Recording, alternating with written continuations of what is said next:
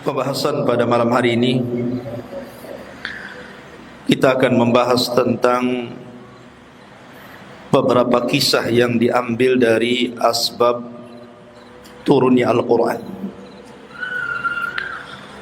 Karena kalau kita melihat ada ayat-ayat yang turun, itu ada sebab turunnya. Artinya ada kisah di situ. Tapi juga ada ayat-ayat yang tidak ada sebab turunnya. Nah, pada malam hari ini kita akan membahas tentang beberapa kisah yang merupakan sebab turunnya ayat di dalam Al-Quranul Karim. Ma'asyiral muslimin yang dimuliakan Allah Subhanahu wa taala, yang pertama dikisahkan dalam sebuah hadis dari Jabir bin Abdullah radhiyallahu an. Suatu ketika Nabi sallallahu alaihi wasallam bersama para sahabat melakukan safar untuk berperang. Ketika itu Nabi dan para sahabat kekurangan kendaraan perang berupa kuda ataupun unta, sehingga terkadang satu unta itu dinaiki 2 atau 3 orang bergantian. Tiba-tiba ada satu orang ketika hendak menunggangi untanya itu, untanya tidak mau jalan. Sahabat ini berupaya untuk supaya untanya jalan dengan cara dicambuknya. Kemudian tiba-tiba sahabat ini mencela unta itu dan mengatakan, la'anakillah, semoga Allah Subhanahu wa taala melaknat kamu.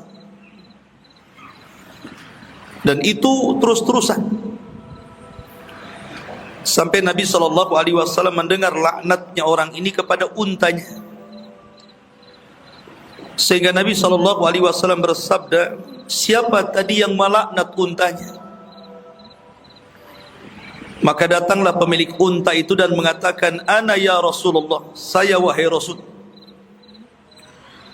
Maka Nabi sallallahu alaihi wasallam mengatakan, inzil fala tashabna bimal'un, turun kamu, jangan kau sertakan unta yang sudah dilaknat ini.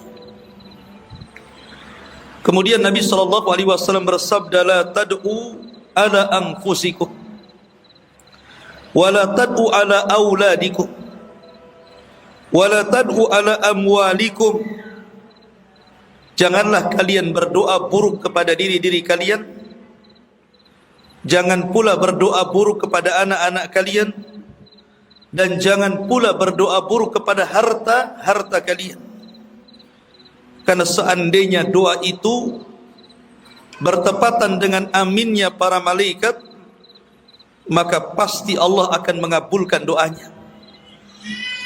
Dari sini kemudian Allah Subhanahu wa taala turunkan sebuah ayat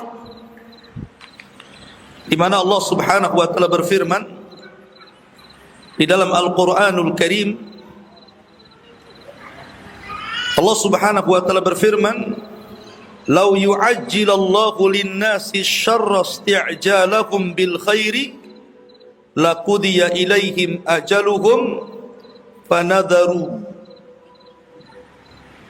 fanadharu alaihim la yarjuna liqa'ana fi tughyanihim ya'mahun." Allah Subhanahu wa taala berfirman, dan kalau sekiranya Allah Subhanahu wa taala menyegerakan kejahatan bagi manusia seperti permintaan mereka untuk menyegerakan kebaikan, pastilah di akhiri umur mereka, maka kami biarkan orang-orang yang tidak mengharapkan pertemuan dengan kami bergelimang dalam kesesatan mereka. Ma'asyiral muslimin yang dimuliakan Allah Subhanahu wa taala, dari sini ada pelajaran besar bahwa orang dilarang untuk berdoa keburukan kepada siapapun. baik kepada diri sendiri, kepada orang lain, pada anak-anak ataupun kepada harta. Karena Allah Subhanahu wa taala terkadang mengabulkan setiap ucapan manusia ketika bertepatan dengan aminnya para malaikat. Oleh karena itulah maka di sini ada faedah, hendaklah menjaga lisan. Karena terkadang manusia ini karena marahnya kepada sesuatu terkadang melontarkan kalimat-kalimat yang isinya doa buruk. Seperti maaf orang tua. Terkadang apabila ada kejengkelan dari anaknya yang nakal, terkadang mendoakan yang tidak-tidak kepada anaknya. Maka Nabi SAW mengatakan, jangan berdoa buruk kepada anak-anak kalian. Dahulu ada seorang yang bernama Jurayz, seorang ahli ibadah. Ketika dia dipanggil ibundanya, dia sedang solat sunnah. Kata ibunya, ya Jurayz, ta'al, wahai Jurayz, kemari. Tapi Jurayz malah melanjutkan solat sunnahnya. Dalam hatinya Jurayz itu berfikir, kalau saya batalkan solat saya durhaka dengan Allah. Kalau saya tidak batalkan solat saya durhaka dengan Allah Subhanahu, dengan orang tua. Maka Jurayz kemudian berfikir nih, dibatalkan solatnya durhaka dengan Allah, dilanjutkan solatnya durhaka dengan orang tua.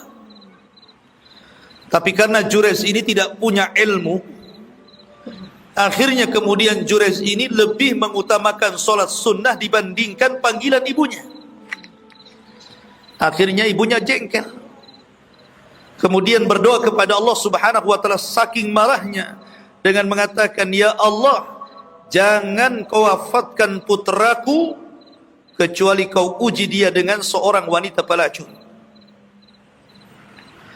Berlalulah zaman, rupanya doa ibunya ini menjadi sebuah kenyataan di mana Allah kabulkan keinginan ibunya. Jadi suatu ketika berkumpul para preman, orang-orang jahat yang tidak suka dengan Jurayz ini. Kemudian mereka membuat makar untuk mengganggu Jurayz dan juga untuk supaya orang-orang tidak percaya lagi dengan Jurayz.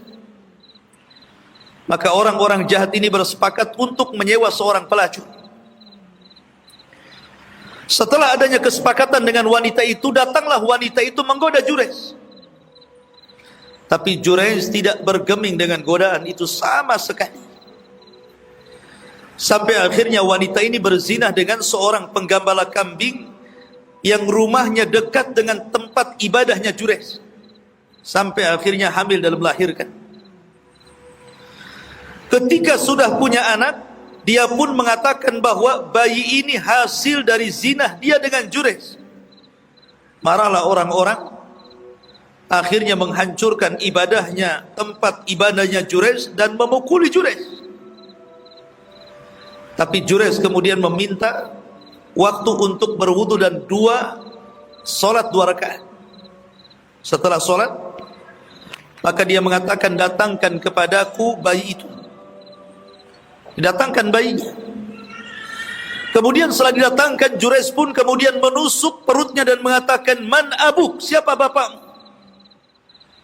Maka orang ini mengatakan, bayi ini mengatakan, abi ra'il ghanam, bapakku adalah penggembala kambing. Maka orang-orang kaget, ada bayi bisa bicara. Kemudian membela Jurayz. Dari situ mereka sadar, kemudian meminta maaf kepada Jurayz, akhirnya kembali membangunkan tempat ibadahnya.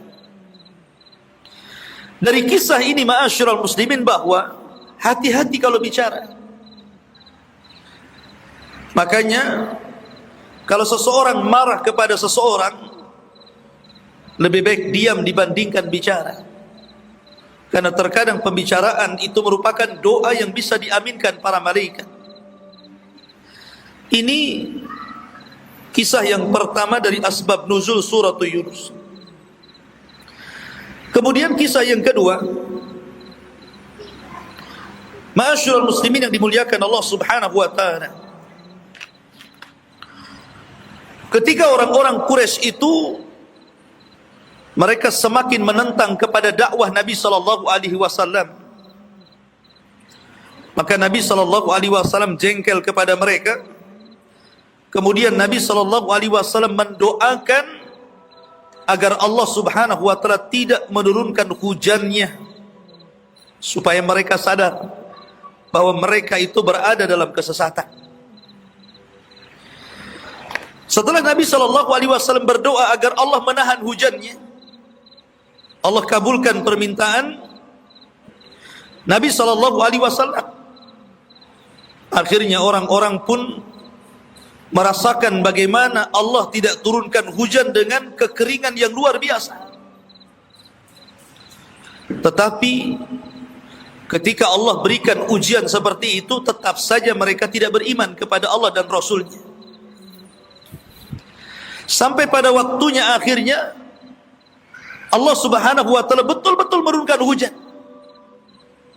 Bukannya mereka bersyukur karena turunnya hujan, malah mereka kemudian menyandarkan hujan ini kepada bintang. Seolah-olah yang menurunkan hujan itu bukan Allah tetapi bintang. Dari sinilah ikhwatu fiddin muliakan Allah Subhanahu wa taala, ada sebuah hadis di mana Nabi SAW bersabda, asbaha min ibadi mu'minun bi wa kafirun, fa amma man qala mutirna bi fadlillahi wa rahmatihi fadzalika mu'minun bi wa kafirun bil kawakib, wa amma man qala mutirna bi nau'i kadza wa kadza fadzalika kafirun bi mu'minun bil kawakib. Kata Nabi SAW, beliau bersabda, terkadang seseorang hamba dari hamba-hamba Allah di pagi hari dia beriman kepadaku, tapi terkadang dia kafir. Adapun orang yang berkata kami dihujani dengan nikmat dan karunia Allah, maka Allah berfirman, dia telah beriman kepadaku dan telah kafir dengan bintang-bintang itu. Tetapi siapa yang mengatakan kami dihujani dengan bintang ini dan itu, maka sesungguhnya dia telah kafir denganku dan beriman kepada bintang-bintang itu. Ketika itulah turun surah Al-Waqiah. Allah Subhanahu wa taala berfirman, fala uqsimu bima waqi'in nujum wa innahu laqasamun law ta'lamuna azim innahu laqur'anun karim fi kitabim maknun la yamassuhu illal mutahharun tanzilun min rabbil alamin afa bihadzal hadithi antum mudhinun wa taj'aluna rizqakum annakum tukadzibun. Turun ayat ini. Allah Subhanahu wa taala berfirman, maka aku bersumpah dengan tempat-tempat peredaran bintang. Sesungguhnya sumpah itu adalah sumpah yang sangat besar kalau kamu mengetahuinya. Sesungguhnya Al-Quran ini adalah bacaan yang sangat mulia pada kitab yang terpelihara di Lauhil Mahfuz, tidak menyentuhnya kecuali hamba-hamba yang disucikan, diturunkan dari Tuhan semesta alam. Maka apakah kamu menganggap remeh Al-Quran itu, kemudian kalian mengganti rizki Allah Subhanahu wa taala yang Allah berikan dengan cara mendustakan karena mereka menyandarkan kepada bintang. Lihat ma'asyiral muslimin, ada pelajaran besar di sini bahwa hujan itu adalah karunia dan nikmat dari Allah dan termasuk rahmat. Nabi SAW kalau turun hujan selalu membuka serbannya, kemudian menyingkap sedikit pakaiannya supaya terkena rintikan hujannya. Ketika itu Anas bin Malik radhiyallahu anhu bertanya, ya Rasulullah, kenapa anda lakukan seperti itu? Maka Nabi SAW mengatakan, sesungguhnya hujan ini hadithu ahdi bi Rabbi, dekatnya janji Allah kepada hambanya. Makanya Nabi SAW mengatakan ada dua doa yang tidak mungkin ditolak. Pertama saat jihad di jalan Allah ketika berperang, dan yang kedua saat turunnya hujan. Tetapi banyak kaum muslimin serba salah. Kalau tidak ada hujan, dia mengatakan kapan hujan. Kalau kemudian turun hujan, kenapa hujan terus? Kan begitu. Terkadang manusia seperti itu. Bahkan ada orang-orang yang aneh. Jadi ketika mereka tidak turun hujan, mereka berusaha berdoa supaya hujan turun. Bahkan sebagian mereka melakukan salat istisqa.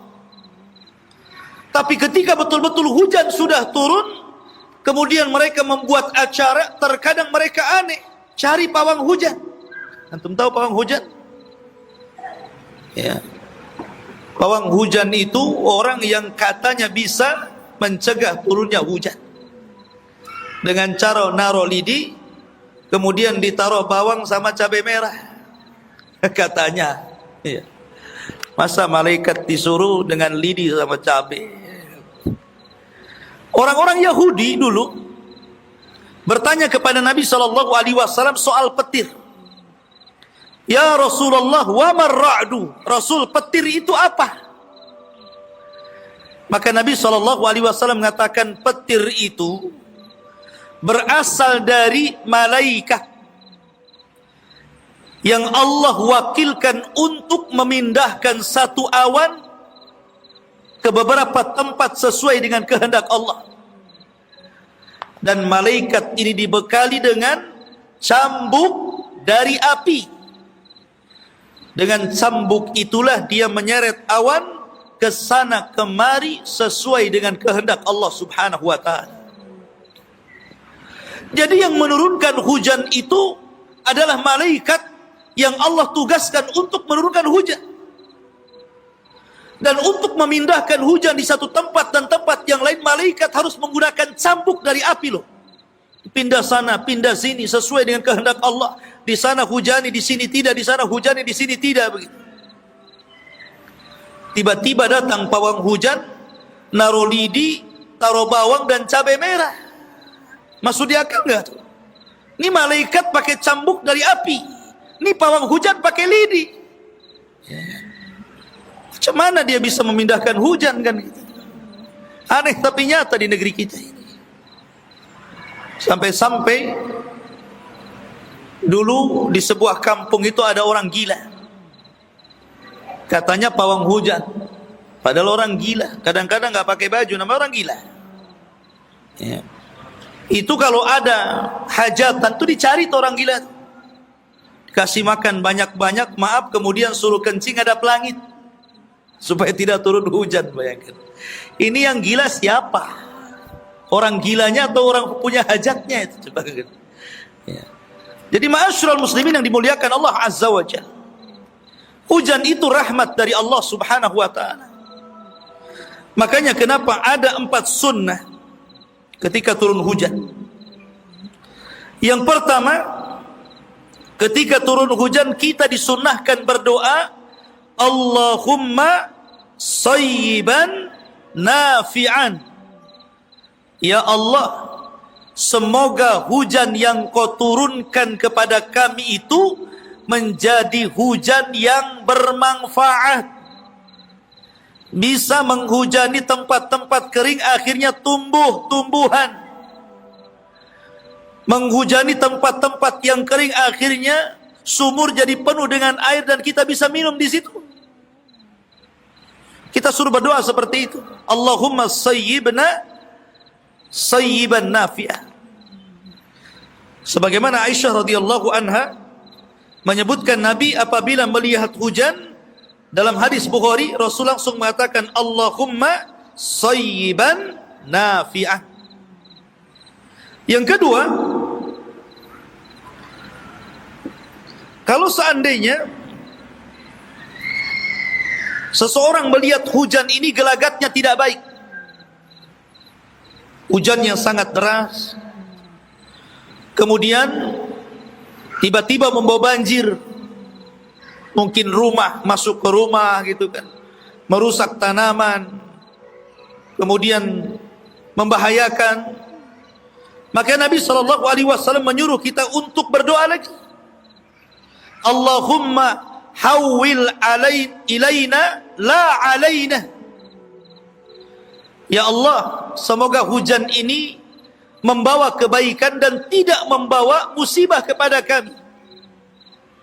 Kemudian doakanlah agar hujan itu dipindahkan ke gunung-gunung, ke bukit-bukit, ke tempat-tempat tumbuhnya tumbuhan. Kita berdoa supaya dipindahkan. Ya. Ma'asyiral muslimin, kemudian yang ketiga, ketika di tengah-tengah turunnya hujan, maka disitulah kata Nabi SAW, sintani ma taruddani ad-du'a'u indan nida wa tahtal matari. Ada dua perkara kalau seseorang berdoa tidak mungkin ditolak. Satu, doa setelah azan.